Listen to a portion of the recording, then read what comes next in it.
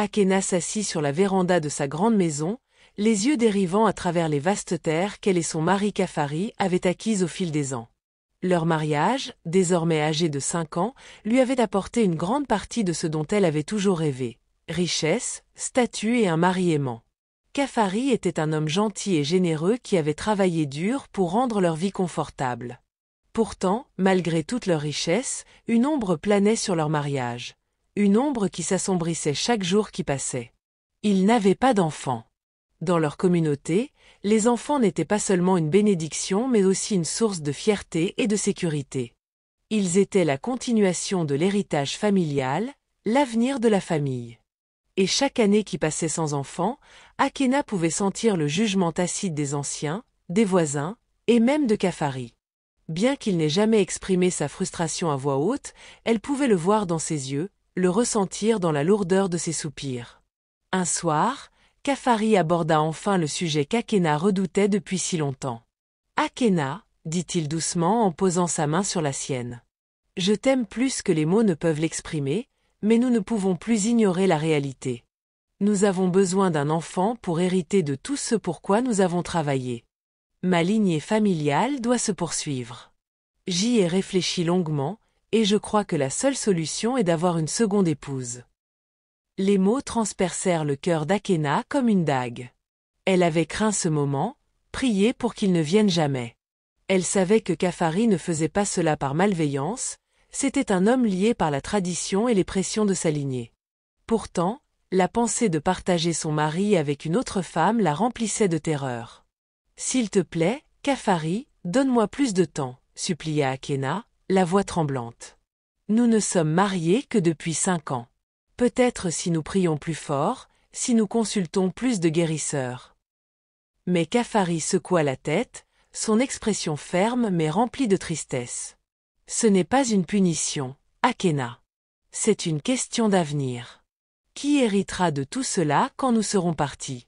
C'est une nécessité. » Voyant que la décision de Kafari était prise, Akena essuya ses larmes et élabora un plan désespéré. « Si tu dois prendre une autre épouse, laisse-moi la choisir. Je ne veux pas d'une étrangère dans notre maison, quelqu'un qui pourrait me maltraiter ou créer des conflits. Laisse-moi choisir. » Kafari réfléchit un instant, puis acquiesça. « Très bien. Si cela te facilite les choses, tu peux choisir. Mais j'ai besoin d'une épouse qui me portera un enfant. » Akena sourit à travers sa tristesse, sachant exactement qui elle choisirait. La seule personne en qui elle pouvait avoir confiance était sa meilleure amie, Yemi. Le lendemain matin, Akena partit rendre visite à Yemi, l'esprit en ébullition avec le plan qu'elle avait élaboré. Yemi avait été sa confidente la plus proche depuis l'enfance, et si quelqu'un pouvait être la seconde épouse de Kafari sans causer de problème, c'était elle. Elles avaient tout partagé, secrets, rêves et innombrables souvenirs. Mais ce qu'Akena s'apprêtait à demander mettrait à l'épreuve les fondations même de leur amitié. Yemi était assise devant la maison familiale, tissant un panier lorsqu'Akena arriva. Elle leva les yeux et sourit, mais son sourire s'effaça rapidement en voyant l'expression troublée d'Akena. « Akena, qu'est-ce qui ne va pas? On dirait que tu as vu un fantôme, » dit Yemi en posant son panier de côté. Akena prit une profonde inspiration, incertaine de comment commencer. « Yemi, j'ai quelque chose à te demander. » « Quelque chose de difficile. » Le front de Yemi se fronça de préoccupation. « Tu sais que tu peux tout me demander. » « Kafari veut prendre une seconde épouse, » dit Akena blintement, les mots amers dans sa bouche. « Il dit que nous avons besoin d'un enfant pour hériter de notre richesse, et il a raison. Mais je ne supporte pas l'idée qu'il épouse une étrangère qui pourrait transformer ma vie en enfer sur terre. Alors, je veux que tu sois cette seconde épouse. » Les yeux de Yemi s'écarquillèrent de choc. « Quoi? Akena, tu ne peux pas être sérieuse. Je suis déjà fiancée à Seka, et même si je ne le serais pas, comment pourrais-tu me demander d'épouser ton mari? Nous sommes meilleurs amis. » « Je sais que c'est une chose impossible à demander, » dit Akena, la voix brisée. « Mais tu es la seule en qui j'ai confiance. Tu n'essaierais pas de prendre Kafari loin de moi. Tu ne me ferais pas de mal comme pourrait le faire une autre femme. S'il te plaît, Yemi, réfléchis. » Yemi secoua la tête, se levant de sa chaise. Akena, je t'aime, mais c'est trop. Je ne peux pas épouser Kafari. Je ne le ferai pas. Je suis fiancée, et je ne suis intéressée à devenir la seconde épouse de personne. Akena commença à pleurer, des larmes coulant sur son visage alors qu'elle continuait à supplier. Mais Yemi resta ferme, sa loyauté envers Akena inébranlable, tout en refusant clairement d'accepter l'offre. Juste au moment où Akena était sur le point d'abandonner, une pensée sombre traversa son esprit. Elle essuya ses larmes et regarda Yemi droit dans les yeux, son expression froide et déterminée. « Si tu ne fais pas ce que j'ai demandé, je raconterai le secret de ta famille à tout le village. » Yemi se figea, le cœur battant dans sa poitrine. « De quoi parles-tu ? » « Tu sais exactement de quoi je parle, » dit Akena calmement. « J'ai gardé ton secret pendant des années. Tu m'as dit toi-même que ta famille était des Masui, des parias qui ont fui leur village pour échapper à la honte et à la discrimination. Si le village découvre que toi et tes parents êtes Masui, vous serez rejetés. Ils vous chasseront. Seka te quittera, et tu perdras tout. » Le visage de Yemi pâlit alors que le poids des paroles d'Akena s'imposait. Les Masui étaient considérés comme des intouchables dans leur société, des personnes dévouées aux dieux et donc considérées comme des parias, maudites et inadaptées à l'intégration avec le reste de la communauté. Les parents de Yemi avaient fui leur village il y a de nombreuses années, cachant leur héritage Masui pour commencer une nouvelle vie dans un village lointain. Ils avaient construit une vie respectable, et Yemi avait grandi avec des amis, du respect et l'espoir d'un avenir brillant. Mais si Akena révélait la vérité, tout cela s'effondrerait. « Comment peux-tu me faire ça ?» murmura Yemi, la voix tremblante. « Nous sommes amis, Akena. Je te faisais confiance. »« Je suis désolé, Yemi, » dit Akena, bien qu'il y ait peu de remords dans sa voix. « Mais je suis désespéré. Je ne peux pas laisser une autre femme entrer dans ma maison et tout ruiner. Si tu épouses Kafari, nous pourrons vivre en paix. Je promets de ne parler à personne de ton secret. Mais si tu refuses, je n'aurai pas le choix. » Yemi resta là, tremblante de colère et de peur. Elle n'aurait jamais imaginé que sa meilleure amie utiliserait son secret le plus sombre contre elle. Mais que pouvait-elle faire ? Akena l'avait acculée, ne lui laissant aucune autre option. Plus tard dans la soirée, Yemi visita la maison d'Akena et accepta à contre-cœur d'épouser Kafari. Les rites du mariage furent rapidement accomplis, et Yemi devint officiellement la seconde épouse de Kafari. Kafari était satisfait de l'arrangement, car tout ce qu'il voulait était un héritier. Akena, malgré son tumulte intérieur, était soulagée. Elle croyait qu'en choisissant Yemi, elle avait sécurisé sa position en tant qu'épouse principale et assuré qu'aucun mal ne viendrait à son foyer. Pendant un certain temps, les choses se passèrent bien. Yemi fit de son mieux pour s'adapter à son nouveau rôle, bien que son cœur soit toujours avec Seka, l'homme qu'elle espérait épouser. Akena, quant à elle, s'efforça de se convaincre que cet arrangement était pour le mieux. Après tout, elles étaient toujours amies. Et tant que Yemi restait loyale, il y aurait la paix. Mais cette paix fut de courte durée. Les mois passèrent, et Yemi s'installa dans sa nouvelle vie en tant que seconde épouse de Kafari. Bien que l'arrangement fût loin de ce qu'elle avait rêvé pour elle-même, elle resta gentille, traitant toujours Akena avec le respect et la loyauté qu'elle croyait mériter leur amitié. Mais derrière son extérieur calme, Yemi luttait. Son amour pour Seka n'avait pas diminué, et sa rancœur envers Akena mijotait silencieusement, comme un feu attendant le bon souffle de vent pour faire rage de manière incontrôlable. Akena, de son côté, se convainquit qu'elle avait gagné. Elle croyait avoir déjoué le destin. En contrôlant qui serait l'autre épouse, elle pouvait garder son foyer paisible, et plus important encore, sécuriser sa place dans le cœur de Kafari. Mais le destin avait d'autres plans. 3 mois après le mariage de Yemi et Kafari, quelque chose d'inattendu se produisit. Akena tomba malade. Au début, elle pensa que ce n'était que de l'épuisement ou du stress. Après tout, le fardeau émotionnel d'avoir introduit une autre femme dans son mariage pesait lourdement sur elle. Mais lorsque la maladie persista, elle fit appel à l'herboriste du village. L'herboriste arriva avec son sac de remèdes et procéda à un examen approfondi. Une fois terminé, il sourit de manière compréhensive et se tourna vers Kafari. Félicitations, dit-il avec un sourire. Votre épouse porte un enfant. Le visage de Kafari s'illumina de joie. Pendant des années, il avait attendu d'entendre ces mots. Il se précipita auprès d'Akena, la serrant fort et murmurant des mots d'amour et de gratitude. Akena, elle aussi, ressentit un moment de bonheur. Elle avait craint de ne jamais concevoir, et maintenant, le miracle pour lequel elle avait prié était enfin arrivé. Mais sous sa joie, une autre émotion commença à prendre racine, le regret. Elle avait forcé Yemi dans ce mariage, croyant qu'elle ne pourrait jamais donner un enfant à Kafari. Maintenant, elle ne voulait rien de plus que de reprendre son mariage, de vivre en tant qu'unique épouse de Kafari et d'élever leur enfant ensemble. C'est alors qu'elle décida que Yemi devait partir. Le lendemain que Akena reçut la nouvelle de sa grossesse, elle commença à planifier comment se débarrasser de Yemi. Elle expliquerait à Kafari que maintenant qu'elle était enceinte, il n'y avait plus besoin d'une seconde épouse. Yemi pourrait retourner chez sa famille, et tout pourrait revenir à la normale. Mais le destin, une fois de plus, avait d'autres idées. Alors que l'herboriste quittait la maison d'Akena et Kafari, ils croisèrent Yemi, qui revenait du marché. L'herboriste s'arrêta brusquement en la voyant, plissant les yeux. Après une longue pause réfléchie, il se tourna vers Kafari avec une expression sérieuse. « Il semble que vous allez célébrer 2 fois, dit-il. Votre seconde épouse est également enceinte. » Le cœur d'Akena se serra. Yemi était enceinte aussi. Kafari, bien que surpris, était ravi à l'idée d'avoir non pas un, mais 2 enfants en route.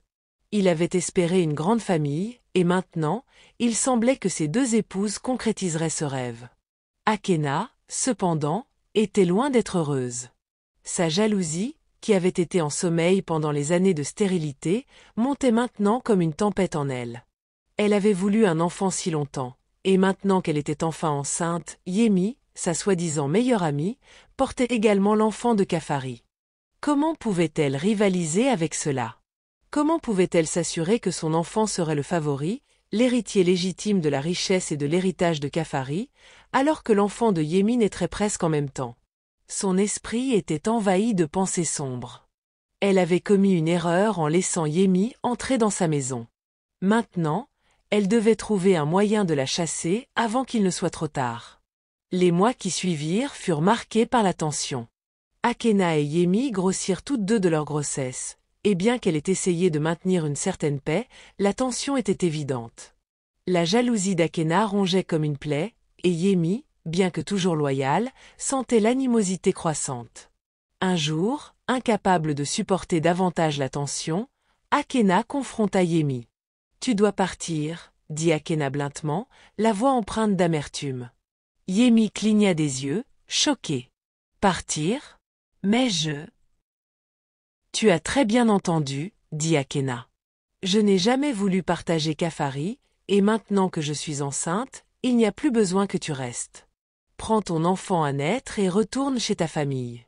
J'élèverai mon propre enfant avec Kafari. » Yemi la regarda, une profonde tristesse la submergeant. « Je pensais que nous étions amis, Akena. »« Après tout. »« Nous étions amis, » rétorqua Akena, « jusqu'à ce que tu prennes mon mari. » Avant que Yemi ne puisse répondre, Kafari, qui avait entendu la conversation depuis la pièce voisine, entra en trombe.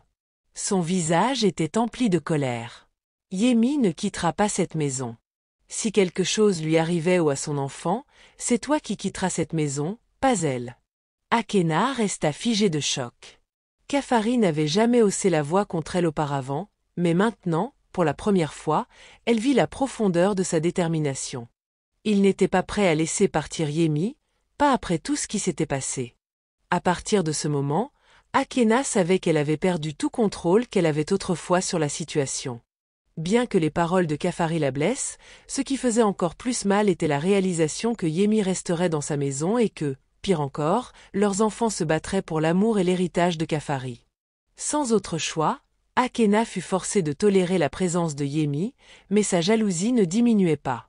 Au contraire, elle devenait plus forte chaque jour, et son traitement envers Yemi devenait plus cruel. 9 mois plus tard, les 2 femmes donnèrent naissance le même jour. Akena eut une fille, qu'elles nommèrent Bola, et Yemi donna naissance à une fille nommée Aya. Bien que les deux femmes fussent épuisées par l'accouchement, Yemi prit la responsabilité de s'occuper des deux bébés. Akena, affaiblie par des complications pendant le travail, resta alitée pendant des semaines et dépendit de Yemi pour s'occuper de son enfant. Malgré la gentillesse de Yemi, le ressentiment d'Akena continuait de grandir. Elle voyait les soins de Yemi comme une ingérence, sa générosité comme une menace. Et à mesure que les filles grandissaient, la jalousie d'Akena envers Zaya ne faisait que s'approfondir. Elle ne pouvait se débarrasser de la peur que Kafari puisse préférer l'enfant de Yemi à son propre enfant, surtout que Yemi avait toujours été plus présente. Un jour, lorsque les filles avaient 6 ans, la colère d'Akena éclata. Elle trouva Aya jouant joyeusement avec sa fille Bola dans la cour, riant en se poursuivant. L'esprit d'Akena s'embourba d'envie, et sans réfléchir, elle attrapa un bâton et commença à battre Zaya sans pitié.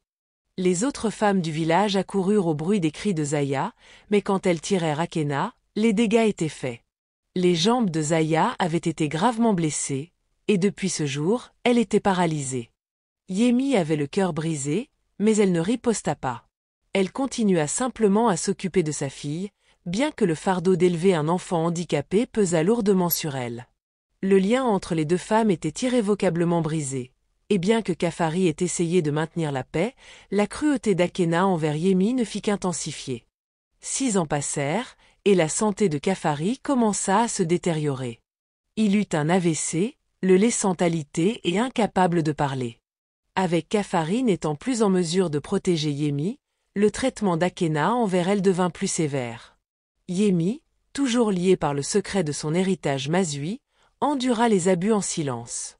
C'est à cette époque qu'un jeune médecin nommé Kali arriva dans le village. Il venait de la ville, offrant des services médicaux gratuits aux villageois, et devint rapidement une figure respectée dans la communauté. Un jour, en passant devant la maison de Kafari, il vit Aya assise dehors, les jambes molles sous elle. Curieux, il s'approcha d'elle et engagea la conversation. Alors qu'il parlait, Bola rentra de ses courses, et Kali fut immédiatement frappé par sa beauté. Au cours des semaines suivantes, il visita souvent le foyer, mais il était clair que son intérêt portait sur Bola, pas sur Zaya. Akena, ravie à l'idée que sa fille épouse un médecin de la ville, était extatique. Elle commença à se vanter auprès de quiconque voulait écouter, narguant Yemi à chaque occasion. « Ma magnifique fille sera bientôt mariée à un homme respectable », disait Akena, la voix empreinte de malveillance. « Mais ta fille handicapée ? Qui la voudra ? Elle vivra avec toi pour toujours. » Yemi ne répondit rien en réaction à la cruauté d'Akena, se contentant de sourire discrètement chaque fois qu'Akena la narguait. Le jour du mariage de Bola arriva rapidement. Le village bourdonnait d'excitation alors que les préparatifs étaient faits. Akena, en particulier, était débordante de fierté et de joie. Sa fille, Bola, allait épouser Kali, le jeune médecin de la ville, et bientôt elle partirait pour une vie meilleure loin du village. Akena s'était vantée pendant des mois, disant à quiconque voulait écouter que Bola était destinée à la grandeur, tandis que Zaya, la fille de Yemi, était vouée à une vie de difficulté. Yemi resta silencieuse pendant toute la préparation, aidant où elle pouvait mais gardant ses émotions cachées.